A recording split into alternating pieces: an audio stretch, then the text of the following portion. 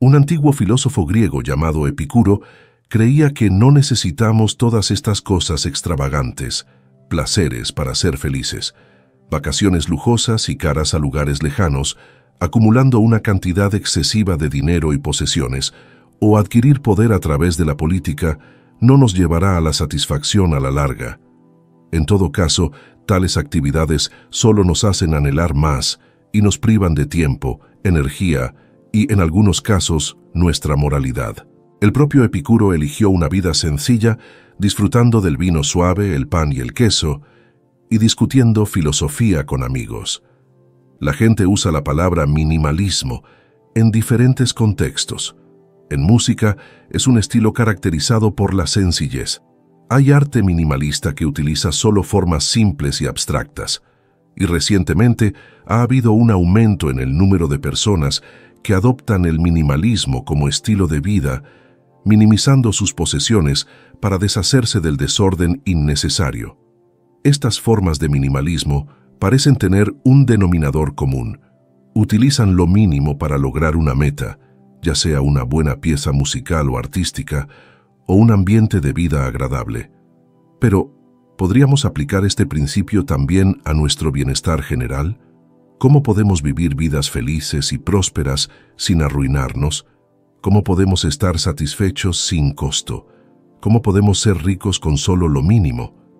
Varios filósofos del pasado arrojaron luz sobre cuestiones como estas. Este vídeo explora diferentes puntos de vista sobre la riqueza, el deseo y el placer, y cómo ser rico puede ser bastante barato. Los placeres más baratos. Algunas personas dirían que el filósofo trascendentalista estadounidense Henry David Thoreau era un minimalista. Vivió en Walden Pond, en una pequeña cabaña durante 2 años, con solo lo necesario como una cama, un escritorio, una mesa y algunas sillas. Escribió sus experiencias durante su estancia, que luego se publicaron en un libro llamado Walden. El 11 de marzo de 1856, Thoreau describió en su diario su desprecio por la riqueza y los viajes en comparación con la vida simple y los arroyos, bosques y fenómenos naturales que encuentra en su propio pueblo. Pensó que si se acostumbraba al lujo, a los viajes lejanos o a los gustos de buen vino o brandy, entonces esas cosas se vuelven cada vez más para él, y lo simple, las cosas cada vez menos. Necesitaría placeres costosos para satisfacer sus necesidades. Como ejemplo, afirmó que cambiar la ciudad de París por su pueblo natal sería ser un negocio miserable, y sí, las molestias y el aumento del coste de la vida son consecuencias de desarrollar un gusto por cosas que van más allá de nuestras necesidades. Los placeres fácilmente accesibles pueden entonces pasar a un segundo plano y considerarse poco interesantes, aburridos e insuficientes para satisfacer nuestras necesidades. Nos hemos enganchado a placeres caros que también conllevan precios más elevados. Además, algunas personas pueden estar enganchadas explícitamente a la idea de que las cosas que disfrutan son caras. El placer real que proporcionan estas cosas es secundario. Thoreau se ciñó a los acontecimientos y fenómenos cotidianos más comunes, como lo que percibían sus sentidos durante sus paseos diarios, las conversaciones con sus vecinos y la vista de los halcones de los pantanos en los prados de Concord. Él escribió: «En este sentido no soy ambicioso, no deseo que mi tierra natal se agote y se agote por abandono. Solo es bueno viajar si me revela el valor del hogar y me permite disfrutarlo mejor. Ese hombre es el más rico cuyos placeres son los más baratos». Podríamos decir que la persona más rica no es la que más tiene, sino la que más satisfecho con lo que tiene. Y que estar lleno de deseos por cumplir es pobre, pero estar contento es rico. Si quieres hacer feliz a un hombre, no aumentes sus riquezas, sino quítale sus deseos, dijo Epicuro una vez. Pero, ¿cuáles son esos placeres baratos de los que habla Thoreau?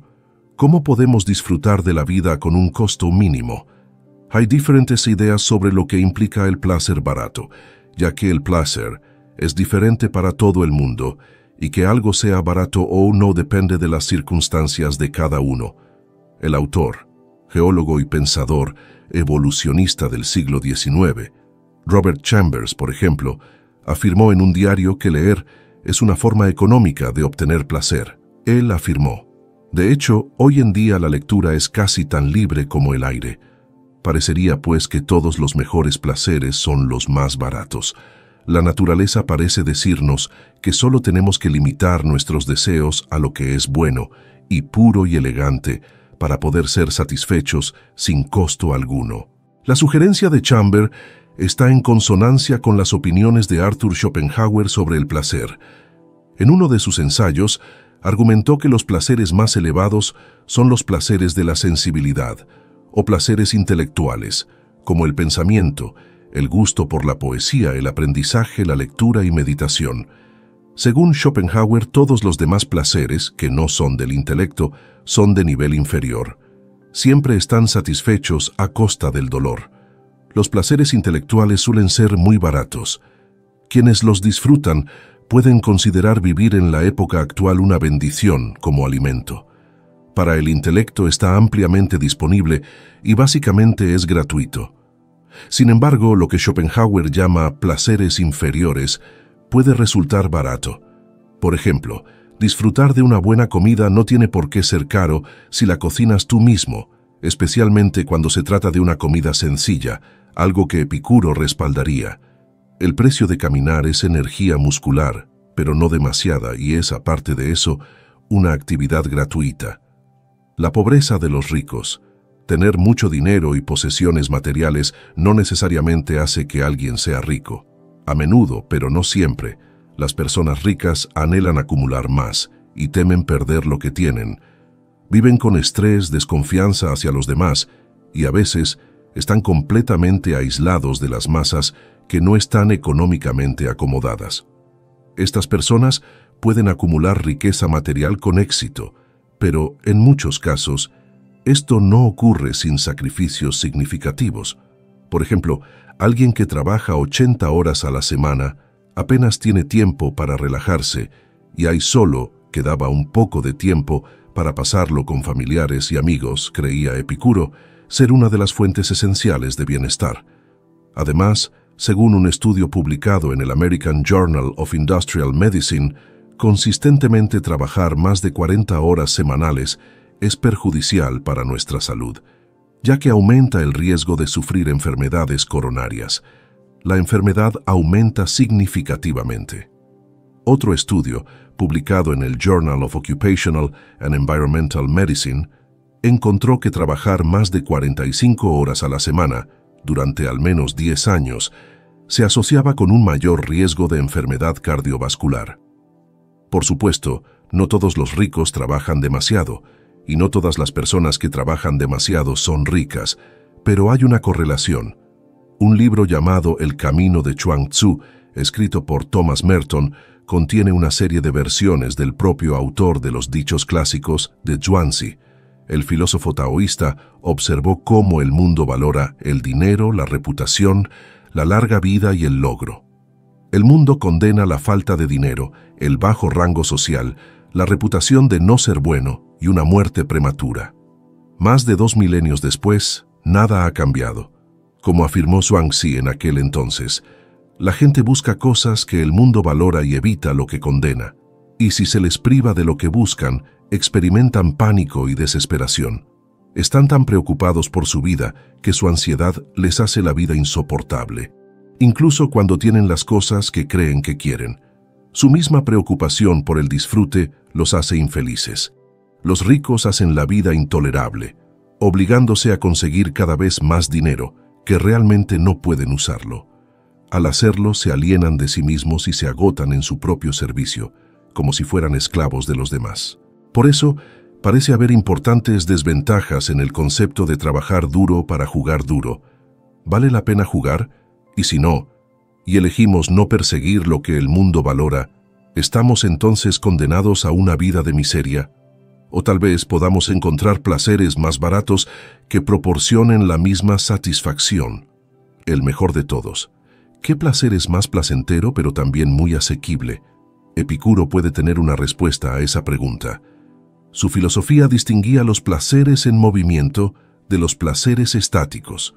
Los placeres en movimiento implican actividades para satisfacer el deseo, como comer en un restaurante cuando tiene hambre. Los placeres estáticos, sin embargo, ocurren cuando se satisface un deseo.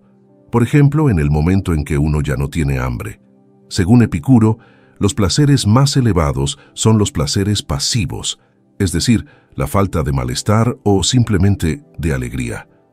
Al igual que la visión de Schopenhauer sobre el placer, Epicuro pensaba que los placeres en movimiento requieren mucho esfuerzo. Perseguirlos también podría ser peligroso. Por supuesto, el grado de esfuerzo y peligro depende del placer mismo.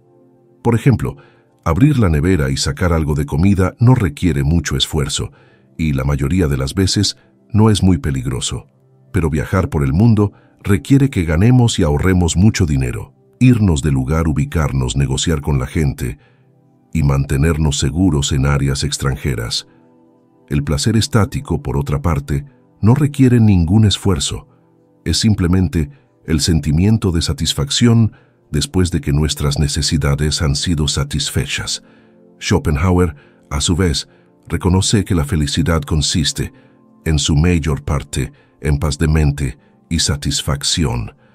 Pero para lograrlo, necesitamos reducir un fuerte impulso de la naturaleza humana, al que el amor va a vivir. Y eso es un desafío, ya que requiere un grado de ascetismo que probablemente no sea reservado para la gran mayoría de la humanidad. Entonces, ¿cómo conseguimos el placer estático? ¿Existe alguna manera de estar contento con la mayor frecuencia posible sin convertirse en una seta?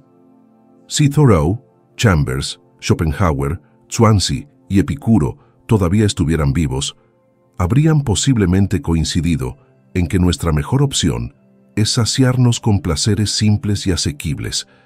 Estos placeres son fáciles de conseguir y están ampliamente disponibles. Convirtiéndolos en la fuente de nuestro disfrute nos salva del estrés que experimentaríamos si tan solo lo que es escaso y caro satisfacer nuestras necesidades.